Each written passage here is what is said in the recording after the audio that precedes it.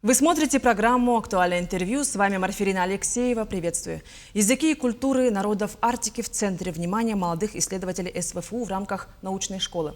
В проекте принимают участие ученые в области языкознания, этнографии, генетики, историко-культурных и цифровых исследований.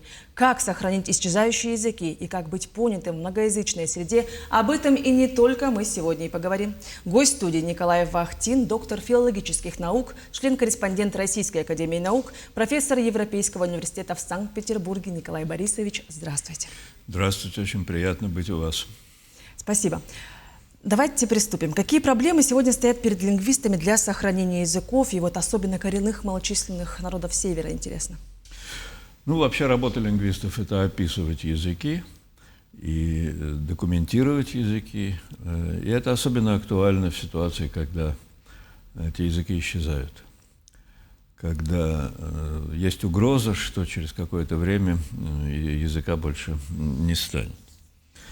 Наверное, лет 35 тому назад на одной конференции один довольно известный американский лингвист произнес одну фразу, которая с тех пор сильно изменила направление всей лингвистической науки. Он сказал, если лингвисты будут продолжать заниматься привычными темами, не знаю, истории французского языка или истории русского языка, то они рискуют проморгать исчезновение 90% того объекта, который они призваны изучать. Он имел в виду именно вот это, именно то, что языки исчезают, и то, что вместо того, чтобы заниматься вещами известными, которые никуда не денутся, нужно заниматься полевыми исследованиями исчезающих языков. С тех пор лингвисты этим занимаются довольно активно. Но нас мало. Мало профессиональных лингвистов, которые могли бы... Нас не хватает. У нас не хватает рук, у нас не хватает сил для того, чтобы документировать все языки. А без этого невозможно никакое языковое сохранение и никакое языковое возрождение. Вот я бы так ответил. Как влияют на языки цифровизация и глобализация, на ваш взгляд? Ну, цифровизация и глобализация – это очень разные вещи. Я не могу сказать, как они обе влияют на языки. По отдельности. По отдельности. Давайте по отдельности. Цифровизация очень положительно влияет.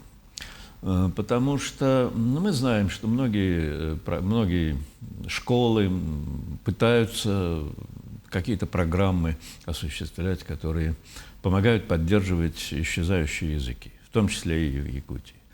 Но мне кажется, что гораздо более эффективным являются вот те приложения, которые сейчас используют молодые люди для переписки друг с другом, потому что есть приложения для переписки на тех языках, которых уже, в общем, фактически нет.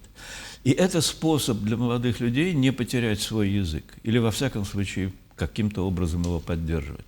Поэтому цифровизацию здесь можно всячески приветствовать. Ну, а что касается глобализации, я не знаю, честно, что вам по этому поводу сказать.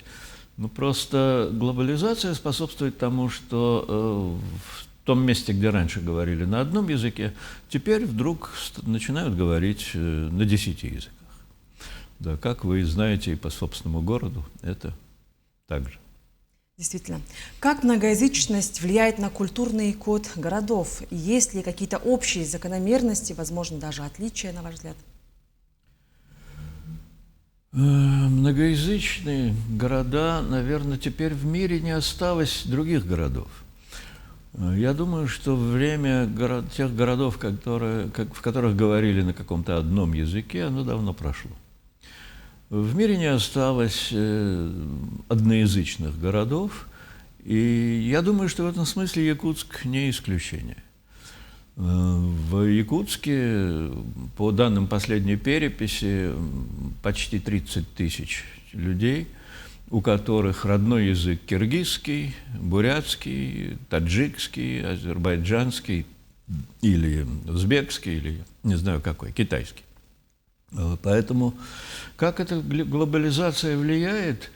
Ну, я думаю, что она никак особенно не влияет она просто создает, с одной стороны, проблемы для городских властей, потому что городским властям приходится это учитывать в самых разных аспектах, учитывать, да, и в том числе и в всякого рода объявлениях на улице и так далее. А с другой стороны, она создает некоторое напряжение между горожанами, потому что не всегда приятно, когда тебя не понимает на улице человек в твоем родном городе. Вот. Это создает некоторые проблемы, но с другой стороны, это проблемы всего человечества, это проблемы всего мира. Все как-то их решают, я уверен, что и Якутск их тоже решит. А в чем вы видите особенности языковой ситуации в Якутии? Ну, она В очень целом. похожа на самом деле, мало чем отличается от ситуации в любой другой части мира. Идет сокращение количества используемых языков. Первыми выходят из употребления языки малочисленных народов. Это происходит, это повсеместно, это везде.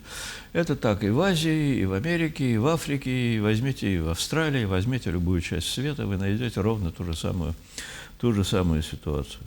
И если с якутским языком, как мне кажется, все в порядке, в Якутии в целом и в городе в частности, то вот с малыми языками прервана передача этих языков между поколениями, уже дети их не выучивают естественным путем. Поэтому ситуация неприятная для лингвистов. Нам обидно, когда пропадает предмет нашего изучения. Но, с другой стороны, ситуация неизбежная. Есть довольно большие усилия, в том числе и в Якутии, по поддержанию этих языков, самые разные. Всегда есть активисты, всегда есть люди, которым это не безразлично, и в удаленных поселках, и в Ивенских, и в Юкагирских, и в Чукотских есть люди, которые пытаются сохранить эти языки. Вот. Усилия их – это очень благородная работа, и можно пожелать им всяческих успехов. Давайте, если мы вернемся к первому вопросу, вот, да, в свое время, как вы сказали, было много упущено, да, и вот вы как ученый, как лингвист, как вы думаете, как все-таки сохранить языки, возобновить их изучение?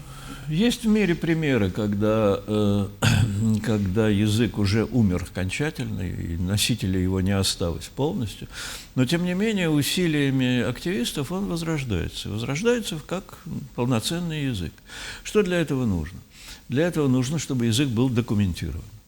То есть должна быть написана грамматика этого языка, подробная грамматика, должен быть хороший подробный словарь этого языка, должны быть собраны тексты на этом языке, чтобы можно было по возможности с переводами там, и так далее.